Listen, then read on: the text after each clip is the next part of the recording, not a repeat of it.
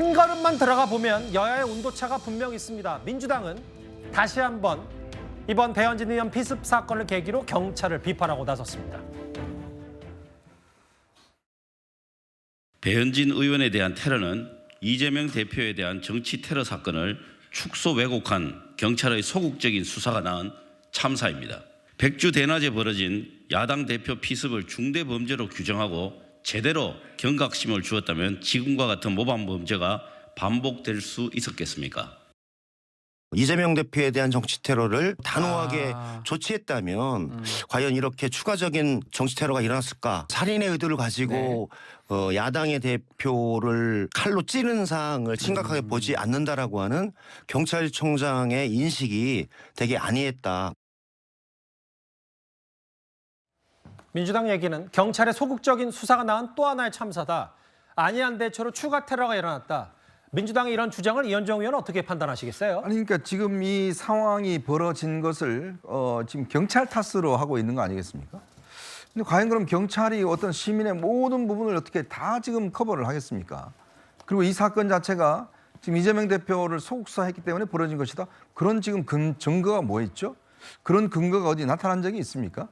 자, 이렇기 때문에 우리가 어떤 사건이 일어나더라도 좀 사건의 어떤 진상 이런 것들에 집중하는 게 아니라 모든 것들을 자기 중심으로 지금 해석하기 때문에 저런 논평들이 나오고 저런 식의 이야기가 나오는 거거든요. 지금 경찰이 그러면 뭐 지금 모든 전국에 다 깔려서 그냥 다 감시를 해야 된다는 것인지. 그리고 경찰이 이재명 대표와 관련해서 지금 이 소극 수사를 한 게 뭐가 있죠? 지금 그 경찰은 나름대로의 내부적인 규칙, 그다음에 국회의원들이 만들어 온 법에 따라서 지금 한 거 아니겠습니까? 지금 왜 당적을 공개하지 않느냐라고 이야기를 하는데요. 이 당적 공개하지 않는 거 정당법에 규정이 돼 있습니다. 예. 그리고 지금 강력범죄 어떤 신분 공개하는 거 그거 다 지금 국회의원분들이 법으로 만들어 놓은 거에 그 규정에 따라서 하는 거 아니겠습니까? 그렇다면 본인들이 규정을 바꾸세요. 그러면 되는 문제 아닙니까? 근데 왜 경찰을 저렇게 수사경찰을 불러서 따지고 왜 안 하느냐 이야기를 하기 이전에 자신들의 권한으로 할 수 있는 것들, 그게 바로 국회의원들이 법을 만드는 거고, 그다음에 경찰은 그걸 집행하는 기관입니다. 근데 집행하는 기관한테 법을 그렇게 만들어놨고 왜 본인들은 범법을 안 하냐? 왜 그 법 어기고 왜 발표하지 않느냐? 이렇게 이야기를 하면 앞뒤가 안 맞지 않습니까? 본인들은 아무것도 하지 않고, 더군다나요, 이날 지금 이 행안위 열렸는데 어제 사실 국회가 거의 마지막 날이었습니다. 본회의가. 근데 정말 국민들이 필요한 많은 법들이 어제 통과가 못 됐어요. 근데 정말 지금 물론 이재명 대표의 어떤 이 피습 사건이 중요하지 않다는 건 아닙니다.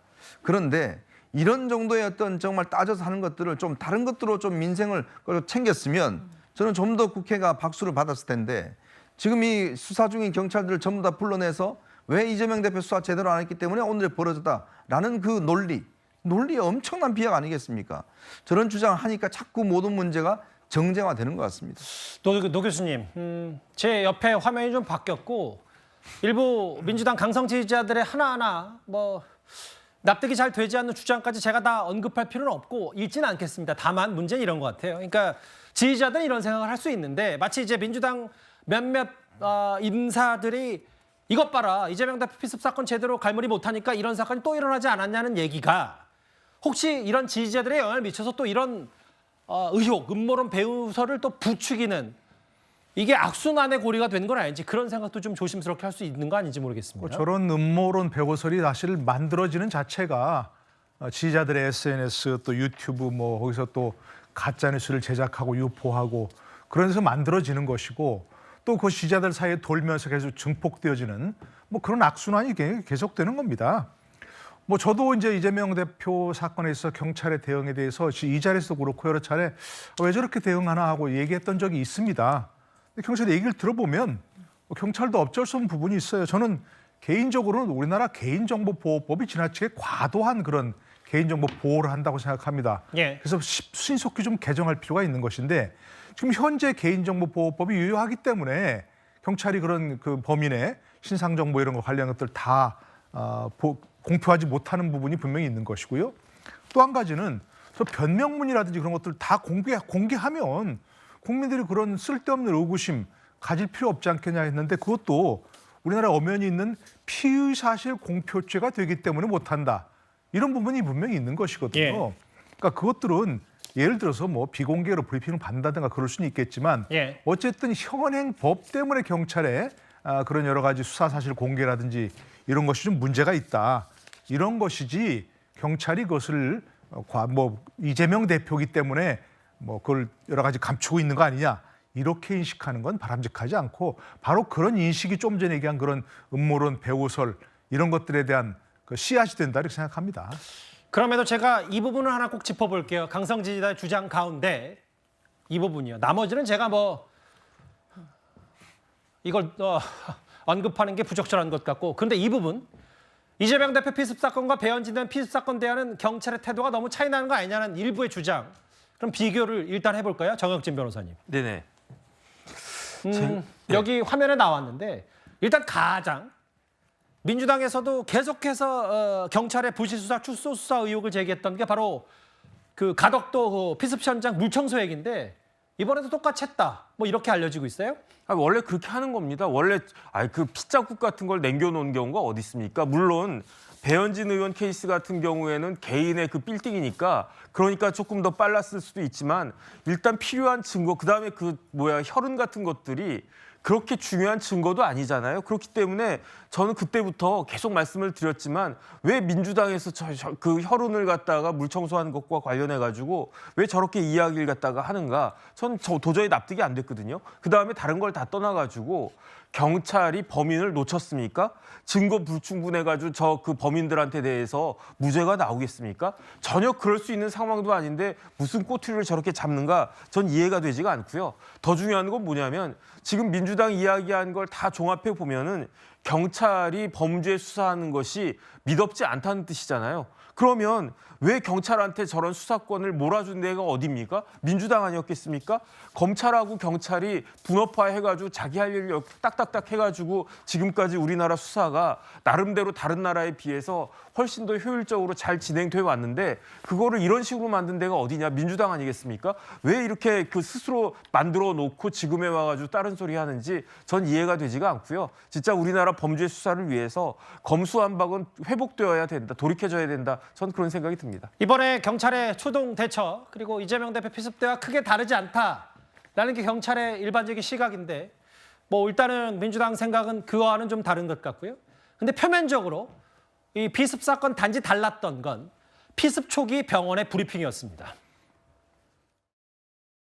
목 정맥이나 목 동맥의 혈관 재건수는 난이도가 높은 수술입니다.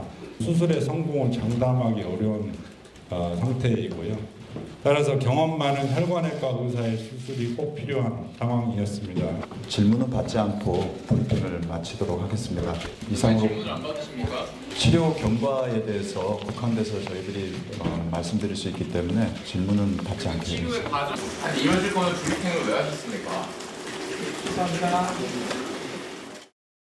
응급실에 오셨을 때 의식은 뭐 명료한 상태였고 통증이 좀 있었고요. 다행히 출혈은 아주 심각하지는 않아서 저희가 응급으로 CT를 촬영을 하고 두피 열상에 대해서는 1차 봉합을 시행을 했고요.